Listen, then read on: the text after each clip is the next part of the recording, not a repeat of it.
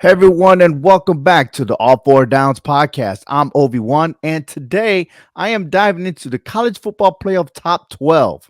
I will cover each predictable seedings, break down the playoff criteria, and discuss who's on the bubble as we edge closer to selection time. Starting off at number one, I've got Oregon. They're undefeated and just dominated last weekend over Illinois 38-9. Between their explosive offense and a solid defense, they've looked nearly unstoppable. But their strength of schedule has been a huge boost for them. Then I've got Texas A&M at number two. They've always had an impressive record and notched some key wins, including defeating LSU 38-23. And especially with that victory, they are the leader and on top of the SEC. They're another powerhouse in this playoff race.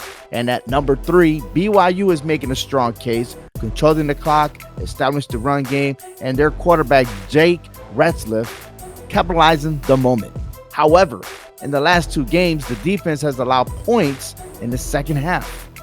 If they're not careful, one loss could shake things up. And at number four, I have Clemson. They're keeping pace, but the committee's looking at how convincingly they're winning compared to the other conferences. And then at this moment right now, all four teams should be positioned for a bye week as each of these teams are in first place in their respective conference. And at number five, I have Army. They are right now potentially in first place in the AAC. But although Army, Navy, and Tulane remain undefeated in the conference, Army better watch out because they do play Notre Dame in the future, and they watched Navy fumble their chances in the top 25 against Notre Dame. Tulane is 6-2 overall. The Army will challenge Notre Dame on November 23rd, but before they get there, they will face Air Force and North Texas. So here's my top five. And it's all about winning the conference championship. And that determines who gets a bye week in the top four. And the fifth conference, ranked by the committee, will be seated at number five. Now let's talk about the other teams ranked 6 through 12. Because this group still has a shot to make it to the top four. But there are other outside teams looking in. And the margin between these teams is razor thin.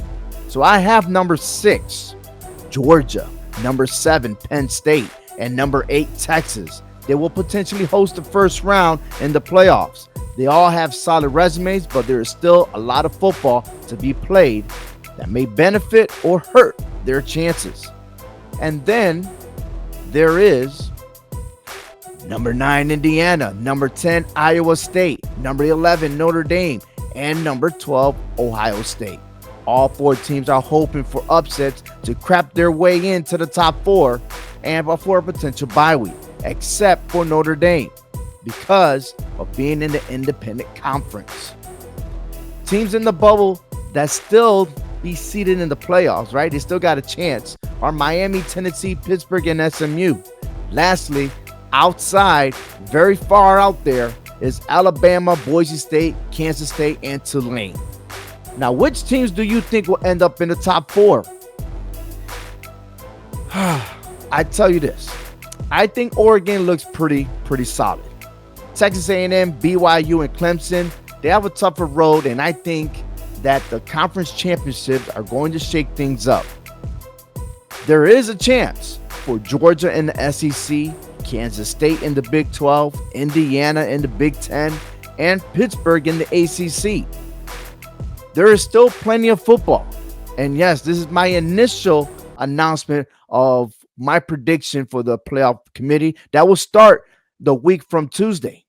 This is all exciting stuff. So for all the listeners and viewers, keep tuning in each week as I follow the rankings, break down the matchups, and ultimately find out who's in and who's out. That's all I got for this episode. Thank you for joining me on All Four Downs.